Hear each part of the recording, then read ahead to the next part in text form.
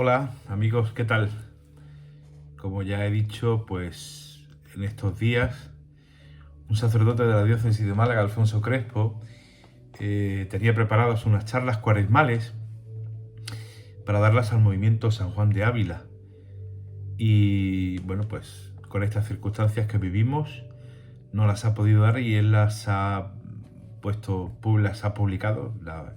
Están colgadas en la revista en la página web de la diócesis. Y bueno, para todos aquellos que pues la lectura les resulte más complicado o quieran simplemente escuchar, pues yo os las ofrezco. Las voy a leer, son leídas, no os preocupéis, no es un invento mío. Repito que es de un sacerdote de la diócesis de Málaga, Alfonso Crespo, Hidalgo. Y estas charlas cuaresmales pues tienen... el título que Alfonso le ha dado es el de Mi alma tiene sed de Dios, del Dios vivo, que es el versículo 3 del Salmo 42. La sed de Dios acompaña a todos y a cada uno de los seres humanos durante su existencia. Así expresa San Agustín esta experiencia universal. Nos hiciste, Señor, para ti, y nuestro corazón está inquieto hasta que descanse en ti. Sin embargo, la cultura y la sociedad actuales, caracterizadas por una mentalidad secularizada, dificultan el cultivo de la espiritualidad y de todo lo que lleva al encuentro con Dios. Nuestro ritmo de vida, marcado por el activismo, la competitividad y el consumismo, genera vacío, estrés, angustia, frustración y múltiples inquietudes que no logran aliviar los medios que el mundo ofrece para alcanzar la felicidad. Estas palabras, con referencia al Salmo 42, se introducen en un documento de nuestros obispos en el que se describe la auténtica oración cristiana y se nos previene sobre algunas deformaciones. La Cuaresma no es un camino que nos conduce hasta Dios Padre, que sale a nuestro encuentro. Este encuentro solo es posible si se unen dos voluntades, la suya, que desciende hasta mí, y la mía propia, que debe dirigirse hacia Él. El tiempo de Cuaresma es un tiempo propicio para la conversión, para enderezar la vida, para preparar los días de Pascua. El cristiano camina mirando hacia la Pascua. Para no desfallecer en el camino nos ayudan tres acciones: la oración, el ayuno y la abstinencia, y la limosna. A la primera, la oración, vamos a dedicar estas meditaciones de Cuaresma. La oración nos ayuda a intensificar el trato y la amistad con Dios como fuente de todo bien. Dice Francisco en su mensaje para esta Cuaresma: es saludable contemplar más a fondo el misterio pascual por el que hemos recibido la misericordia de Dios. La experiencia de la misericordia, efectivamente, es posible solo en un cara a cara con el Señor crucificado y resucitado, que me amó y se entregó por mí, como nos dice la carta a los Gálatas en el capítulo 2, versículo 20. Un diálogo de corazón a corazón, de amigo a amigo. Por eso la oración es tan importante en el tiempo cuaresmal. Más que un deber, nos muestra la necesidad de corresponder al amor de Dios, que siempre nos precede y nos sostiene. El cristiano reza con la conciencia de ser amado sin merecerlo. La oración puede asumir formas distintas, pero lo que verdaderamente cuenta a los ojos de Dios es que penetre dentro de nosotros, hasta llegar a tocar la dureza de nuestro corazón, para convertirlo cada vez más al Señor y a su voluntad. Acudimos a Dios pidiendo fuerzas para realizar en nosotros mismos la reforma cuaresmal, para cambiar radicalmente nuestras formas de ser. La oración verdadera fortalece el ayuno y la abstinencia, aviva la limosna y la misericordia. Hagamos de la lectura de estas páginas un tiempo de oración y encuentro con Dios, y salgamos al encuentro del hermano revestido de caridad y misericordia. Ha escogido la mejor parte, el lugar y el tiempo de la oración. Betania es la casa del amigo, La comunidad de Betania, formada por Marta, María y Lázaro, aparece como el refugio amistoso de Jesús en una zona, Judea, al sur de Palestina, donde la enemistad hacia él era muy grande. Betania es la casa de los amigos, lugar de descanso y recreo. El Evangelio recoge diversos momentos de la vida de Jesús en Betania. En aquella casa cada uno podía ser quien era, sin disimulos ni afectación, porque eran hermanos, amigos del amigo. También en aquella casa se sitúan sucesos muy importantes. Marta es la primera que confiesa la fe en la resurrección desde la perspectiva cristiana. Juan, capítulo 11, versículo 27. María unge a Jesús para la muerte, para la entrega, para la vida. Juan, capítulo 12, versículos 3 y siguiente. Nos detenemos en una de estas escenas domésticas que narra San Lucas. Yendo ellos de camino, entró Jesús en una aldea, y una mujer llamada Marta lo recibió en su casa. Esta tenía una hermana llamada María, que sentada junto a los pies del Señor escuchaba su palabra. Marta, en cambio, andaba muy afanada con los muchos servicios, hasta que acercándose, dijo: «Señor, ¿no te importa que mi hermana me haya dejado sola para servir? Dile que me eche una mano». Respondiendo, le dijo el Señor: «Marta, Marta, andas inquieta y preocupada con muchas cosas. Solo una es necesaria. María, pues, ha elegido la parte mejor y no le será quitada». Del Evangelio de San Lucas, capítulo 10, versículos 38 al 42. Adentrémonos en la escena de Betania. Hay tres personajes: Jesús, llamado el Señor, Marta y su hermana María.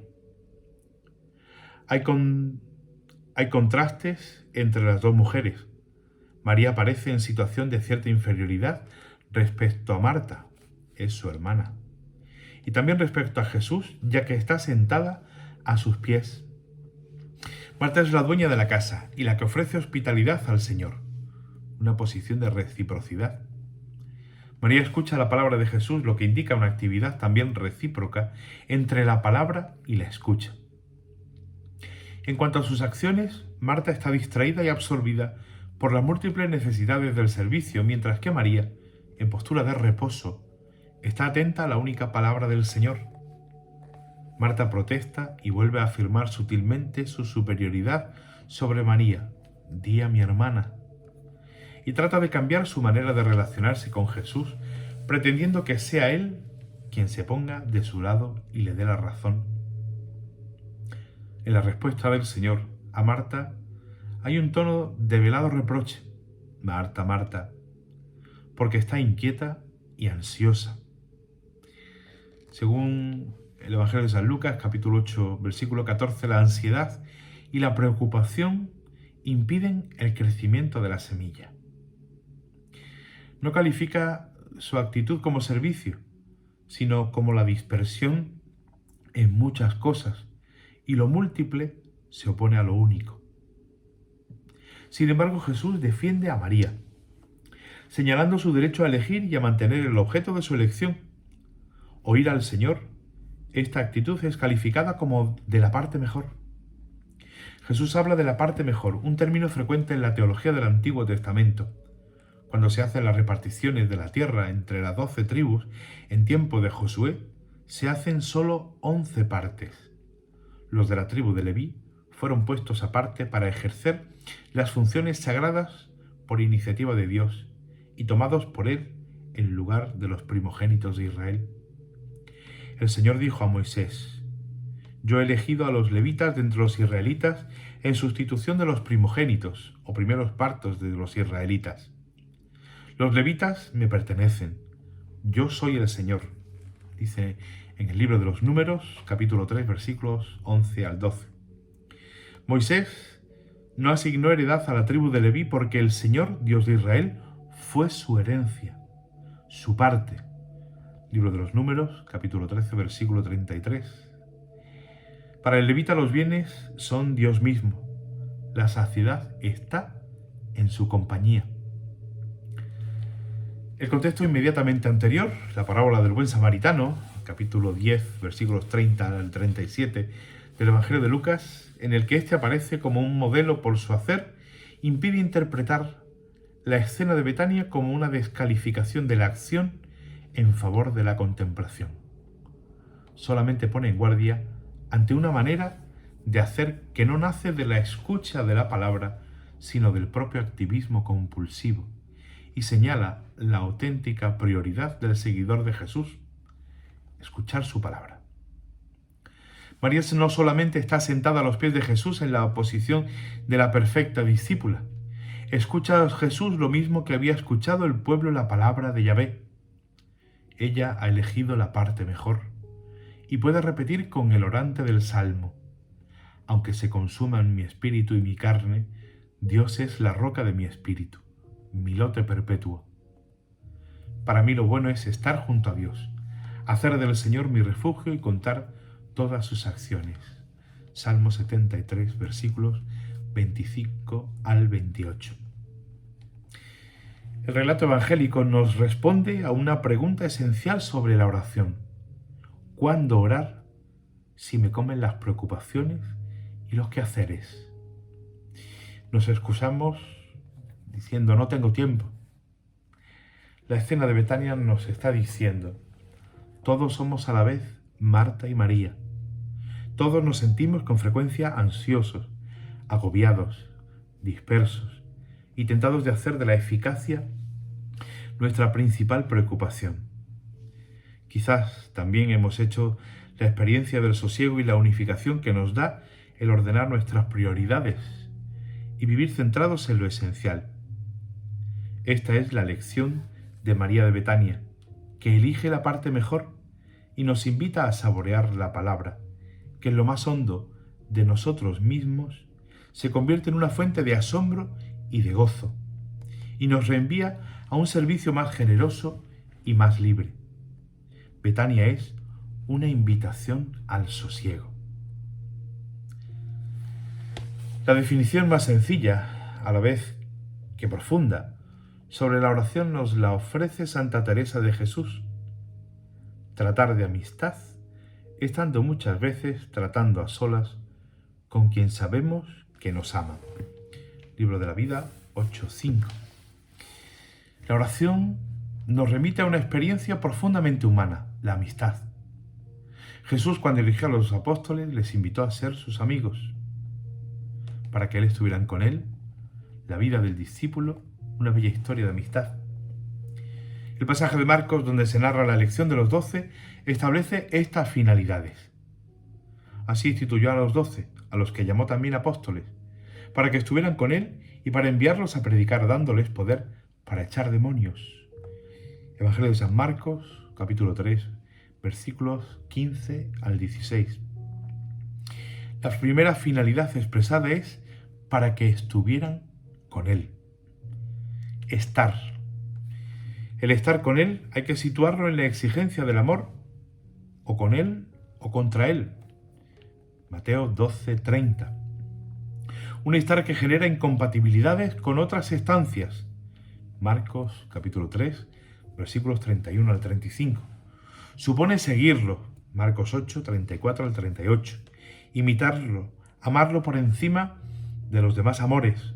Mateo 10, 37 al 39. Compartir su exilio. Mateo 10, 23. También ver su rostro en el Tabor y en Getsemaní. Marcos capítulo 9, versículos 2 al 8 y capítulo 14, versículo 32 y siguiente. Estar en su seno reclinados. Evangelio de San Juan, capítulo 13, versículo 25. Comer su carne y beber su sangre.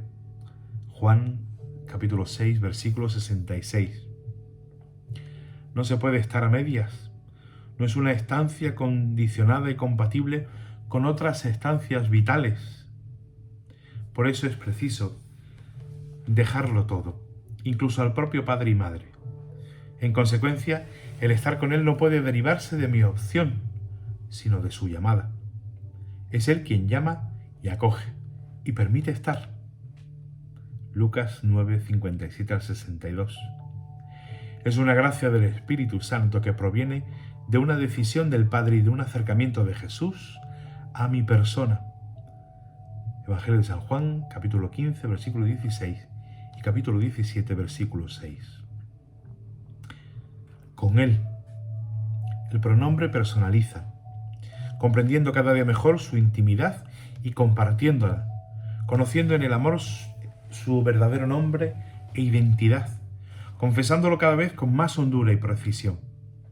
La confesión es inseparable de la amistad y, por tanto, de la oración. Recuérdese lo importante que es confesar al Señor sin traicionar su verdad íntima dada por el Padre.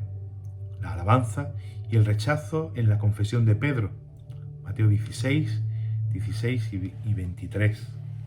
La confesión final de Tomás, Evangelio de San Juan, capítulo 20, versículo 28. Las negaciones de Pedro y el escrutinio compensador y la confesión de Pedro. Tú lo sabes todo. Tú sabes que te quiero. Juan 18, 25 al 27 y Juan 21, 15 al 17. Cuando desaparece la confesión, la presencia se nubla y la amistad se torna mera nostalgia. No basta conocer al Señor, hay que reconocerlo mediante la fe y confesar. Es el Señor. Evangelio de San Juan, capítulo 21, versículo 7. Para enviarlos. Estar con Jesús es caminar con Él y prolongar su actuación. Por eso son enviados a predicar y a echar demonios. El discípulo está invitado a estar con Él, predicando, nunca en nombre propio, sino en su nombre. Oyentes de su predicación y eco de la misma, discípulos y apóstoles. Hasta cuando no estén físicamente con Él, han de predicar y sanar con Él, o sea, en su nombre. Volvemos siempre a la necesidad intrínseca de estar con Él, de permanecer en Él, a la necesidad del goce de la oración íntima, sentados como María de Betania a sus pies. La misión es un despliegue de la compañía interior, de la vinculación personal, de la relación. Son funciones de amigos, no de funcionarios, los amigos del esposo. Perdida la amistad, las funciones autonomizadas pierden su identidad de alguna manera. Una amistad que crece con el trato íntimo y permanente. La oración cristiana nace de la amistad con Jesús y al mismo tiempo confirma esa amistad. Por eso va más allá de la obligación, de la metodología, de la necesidad externa. Es continuada como la amistad. No tiene utilidad porque vale por sí misma. La oración es conversación con el amigo, en clima de amistad, y ya por sí misma es don, premio, gozo, paz. ¿Puede existir una amistad sin conversación? ¿Puede haber una conversación personal sin amistad y que no la engendre? ¿Es posible continuar realmente esa amistad hoy? Conversar con el amigo presente y ausente es deseo que nace de dentro y que no se puede reprimir. La oración no es un medio de santificación, es un acto de amistad que se aprende en conversación permanente. Se basa en la presencia real del resucitado en nuestras vidas y en el don del Espíritu que nos hace mediante el bautismo y la Eucaristía. Recordemos el bello pasaje de Emaús. Tras la Pascua, Lucas nos muestra a los discípulos desalentados que huyen de Jerusalén hacia Emaús. Ellos serán instruidos en el camino, de nuevo por aquel compañero de viaje, anónimo, que les explica las Escrituras. Luego, sentados a la mesa, perciben el hueco de su ausencia y al tiempo perciben la presencia nuevamente intuida y gozada, y suplican: quédate con nosotros, porque atardece y el día ya ha declinado. Lucas 24, versículo 29. El resucitado está presente en la Eucaristía y los amigos están con Él. Él mismo lo ha prometido al enviarlos. Yo estoy con vosotros todos los días hasta el fin del mundo. Mateo 28, 20. No hay misión posible sin estar con Él y ahora es posible solo si Él, resucitado, puede seguir estando con los suyos. Es la fuerza de la resurrección. El fundamento para una amistad real no solo imaginada, con Cristo en la actualidad es la resurrección, creída y confesada, con todas sus consecuencias. La resurrección, lejos de hacer ver la historia pasada como una pesadilla a olvidar, despierta y enriquece la memoria bloqueada, hasta convertirla en origen y fundamento.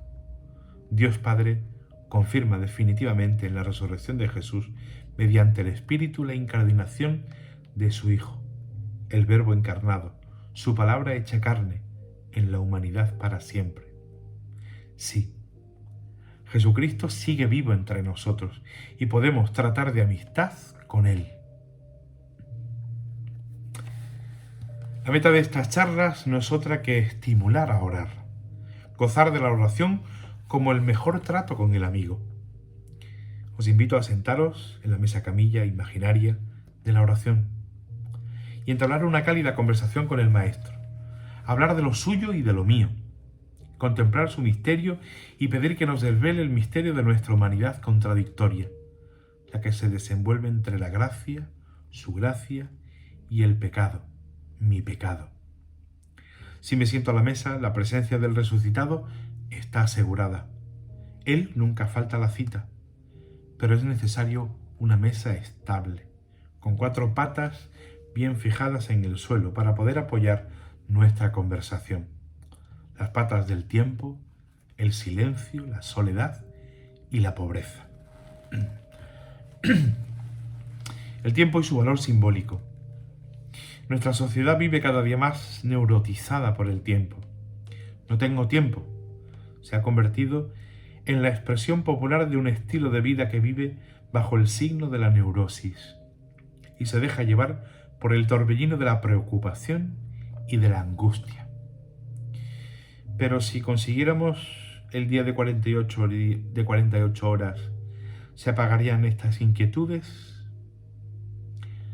No es la falta de tiempo lo que nos asedia y nos inquieta, sino la percepción del hecho de que percibimos que el tiempo se nos escapa.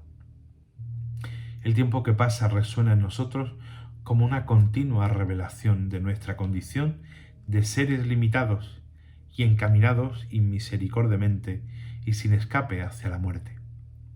Y en el fondo, a esto es a lo que se le tiene miedo, y se busca defenderse por todos los medios. Por eso huimos del tiempo, queriéndolo exprimir con el activismo o anestesiándolo con la desgana.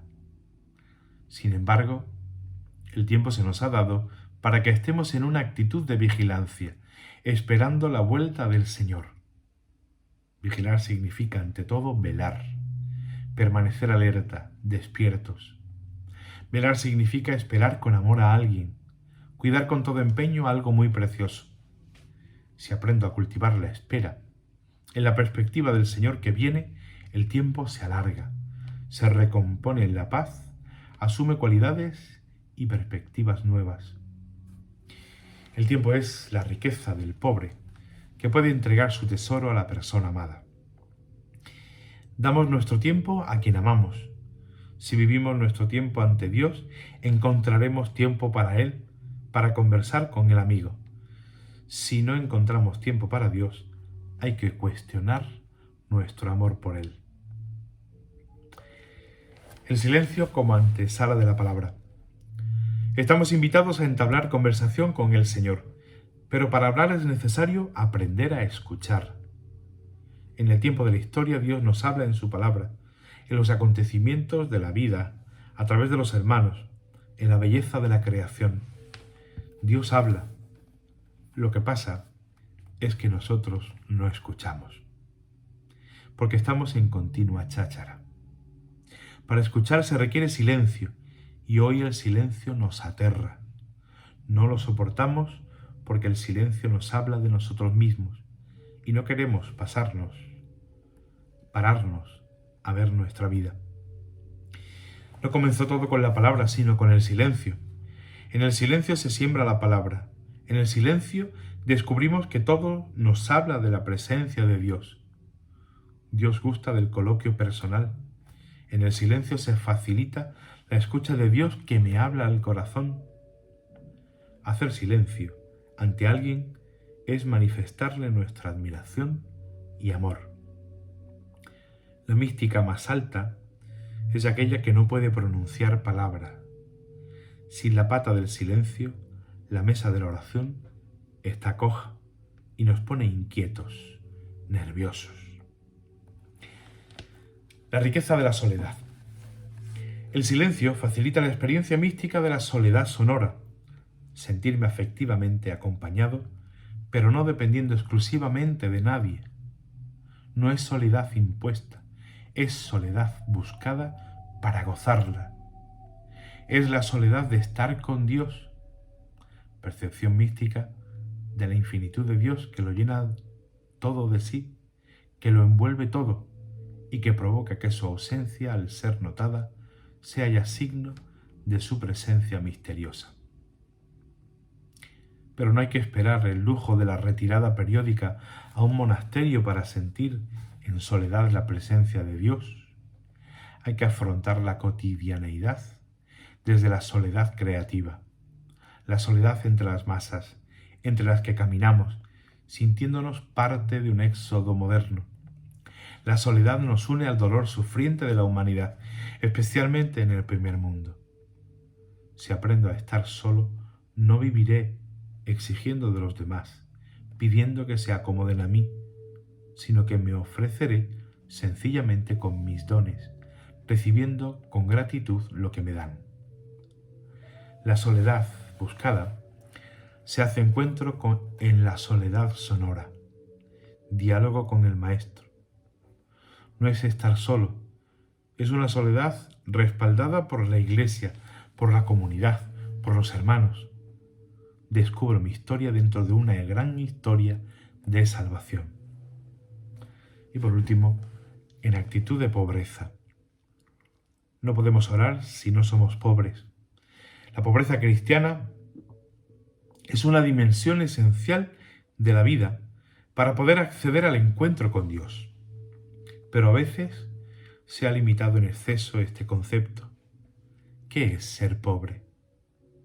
El pobre reconoce sus propias limitaciones, sin culpar al otro, y acepta sus propias limitaciones. Es más difícil aceptarse que reconocerse. El pobre es humilde y supera la desilusión de tener que comenzar siempre de nuevo. El pobre acoge a los otros como hermanos en su pobreza. Ser pobre es poder entonar el Magnificat. Conclusión. Con estas 4 actitudes, el tiempo, el silencio, la soledad y la pobreza, podemos sentarnos a la mesa con el Maestro y entablar conversación, restablecer el clima de Betania para escoger la parte mejor y orar, porque orar es tratar de amistad, estando a solas con quien sabemos que nos ama. Pues hasta la próxima, espero que lo disfrutéis y que os llene el espíritu.